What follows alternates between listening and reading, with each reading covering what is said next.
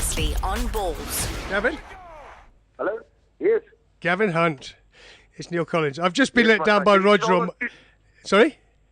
Hold on 2 seconds. I'm leaving now because I know this is going to be a long call. All right, well. Thanks, Gavin. Cheers, mate. Wait 2 seconds. I'm waiting. You're on air and I'm waiting. Bye. It's not a problem at all.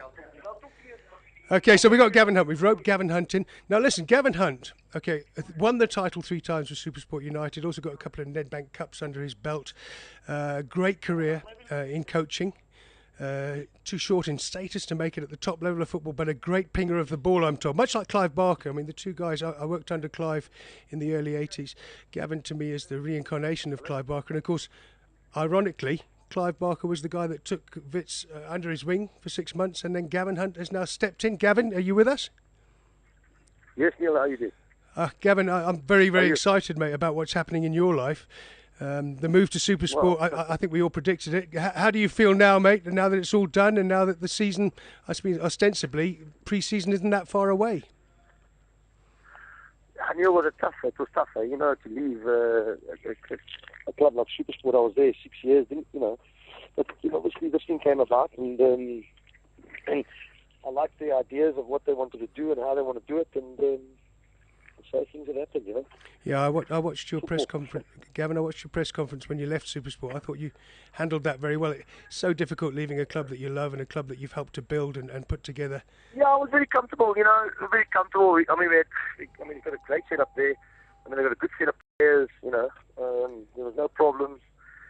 I'm going to miss you being at SuperSport, because in Chwani and in Centurion, I used to come across people like Deshi Backtower and that say, "Oh, Gavin's brilliant. And we've been doing that and doing this," and now you move all the way to Joburg to a club, ostensibly that are about the same size as SuperSport, but potentially far bigger.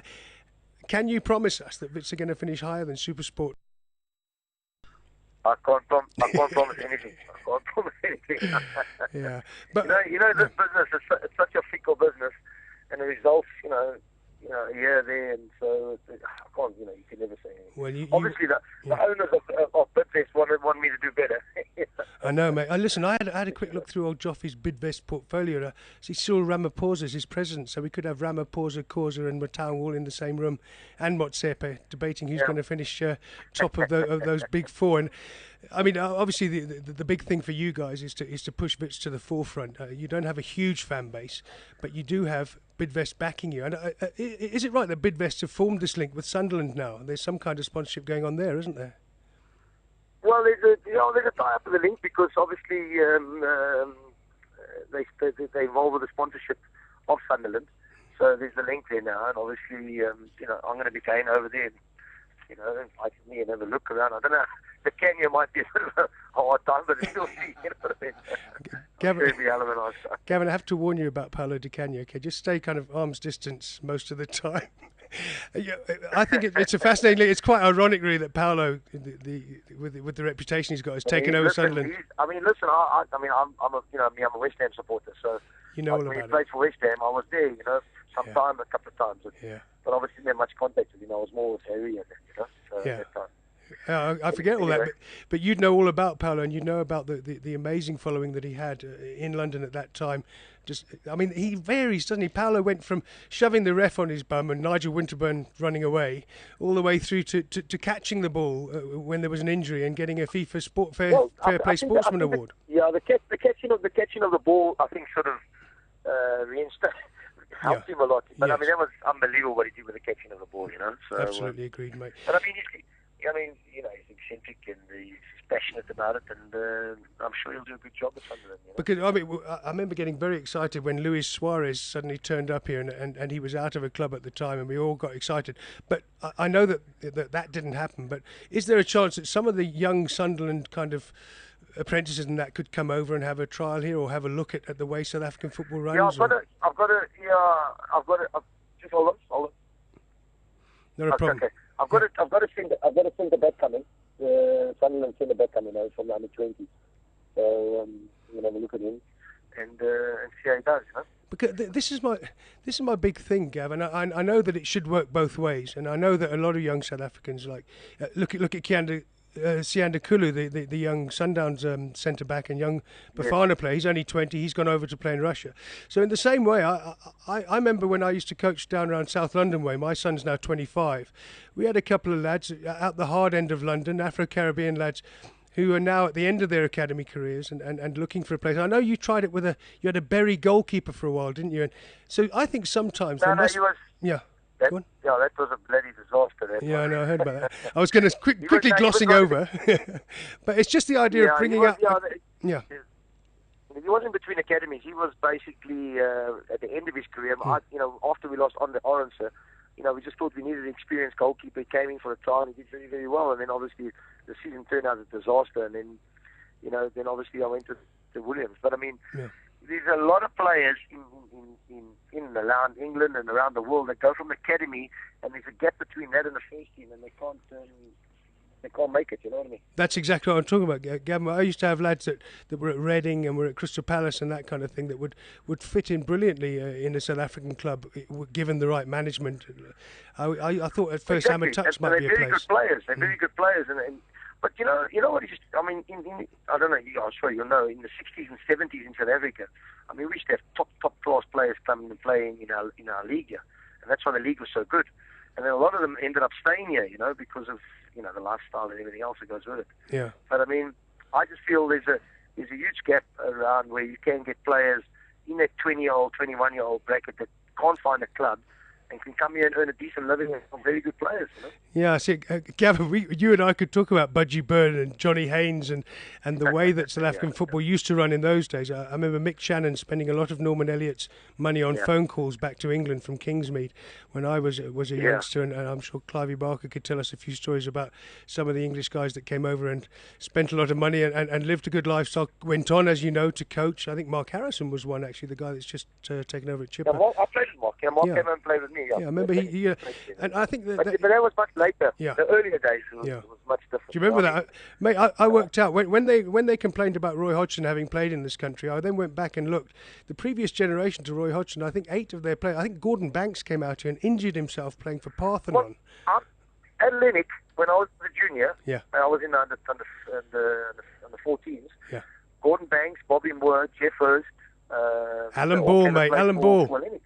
Yeah. Alan Ball, Budgie was a manager, That's right. And obviously Budgie's my late father-in-law. Yeah. I mean, Budgie came for a weekend, and 45 years later he was still here. He came for a weekend. It's a true story. Yeah, in England we call that a long weekend, mate. Yeah. Yeah, a long weekend. And he stayed 40 years later. He obviously passed away. He lived his life. He loved it. Yeah, I know. Listen, when Budgie did pass, there was a huge commemoration for him in London. In I think it was at Fulham and at West Ham. There was talk about him. His ashes are at Upton. I mean, his ashes are at Upton Park. I mean, behind it by the Bobby Moore stand. Yeah, absolutely. Still very well remembered as one of the great talents. But I think we're digging a long way back here. But I'd quite like to see a return. And I know, with my kind of background, I'm bound to say this. I'd like to see kind of a fresh and frank exchange of young players. Not so much a couple of older players coming over might be nice if the rand ever strengthens. But at the moment, I'm looking at kind of I know SuperSport have got a deal with Spurs, haven't they? You've now got a deal with Sunderland. There was talk last week of... I've got the cops all over you. Oh, you got the cops all over you. Don't they recognise you, Gav? I'm just driving. Yeah, well, obviously. I quite like the link that came up last week, Gavin, between Aces, who look like they might be promoted through the playoffs, unless there's a court case, and Manchester City. I see that Patrick Vieira was up there kind of discussing a link with them. Do you think these kind of links with English clubs are healthy, or are they something we should be a little bit wary of? I always think it's a bit of community service links, I mean, until you get... I mean, really, at the end of the day, we got a link, fantastic. Well, what does it actually mean? You know what I mean? Do they send coaches here? Can we send players there? I mean, I was involved I wasn't involved with it, but I mean, I was at the club when they had the Fine Art link. Yeah. And that was very good because there was a lot of coaching expertise going back and forth, and obviously players went there. Kermit, Kamasela Makoja, and places we can. So that was very good. And obviously then I was also involved with the Ajax link. When I was at 7 Stars, which is Ajax Cape Town today. That's where it first started, wasn't it? Ajax, and with Benny, Benny going to Ajax. So that's where the whole thing started. But I mean, a lot of you know, it's very difficult for players from South Africa to go to England to play in that English league because of you got to have caps and all that. You know, Yeah, I mean, you and I have seen. I mean, even at the conference level, when you're playing at -3 degrees on a Saturday afternoon, on a hard ground with a bit of ice on it, it's not an easy place to adapt to, and that there's layers you have to get through. You're really got to be special to play in England, you know, from here. And you can see poor Bongani. I mean, he hasn't made it, you know, and he's obviously looking for a club. Yeah. So it's going to be tough. I know. I've heard that Bongani has been in Pretoria the last couple of weeks, and we wish him all the best. I mean, a career that looks so good.